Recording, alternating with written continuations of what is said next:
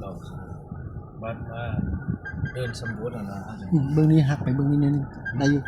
นี่หักไปเบื้องหางแล้วเบื้องหางแล้ว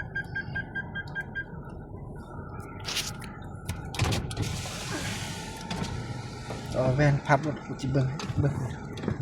กดปุ่มตัวนั้นเบื้องนี้ได้อยู่ค่อยไป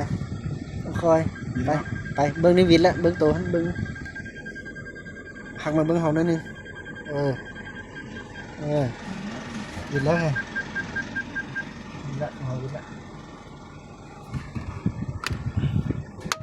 ว้ย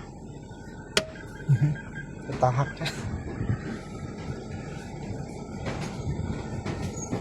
ไม่ทราบงาน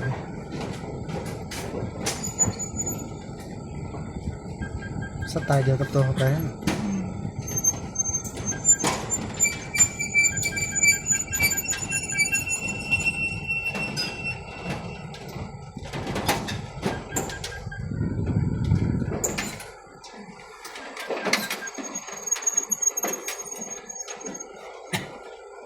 เขียนนี่เขาบอกว่าเงินที่เกาะ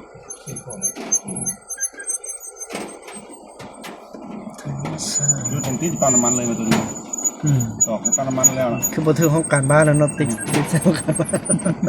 โอ้ถึงโอกาสแล้วเราไปส้นเตกตีเลยง่ายบ้าน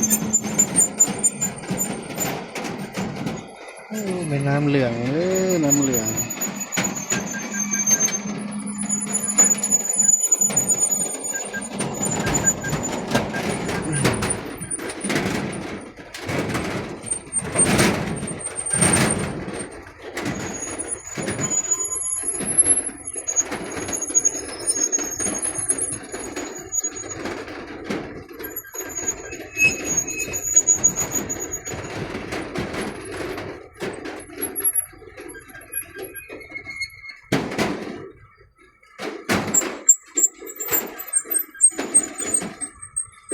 ติดอยู่ต้นไม้ใหญ่แล้วแหละ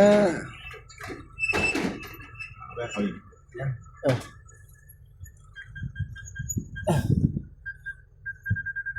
ประมาณ500 เมตรของเขาหักไปของเขาหลายๆละของ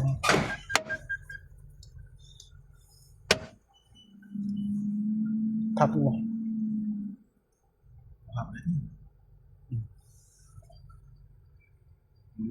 จะภาพบ่บ้างได้ด้านมันสิฮู้วิทย์ละของเราวิทย์ละตุ่มเลยด่าแล้วไงโอ้วิทย์แล้ว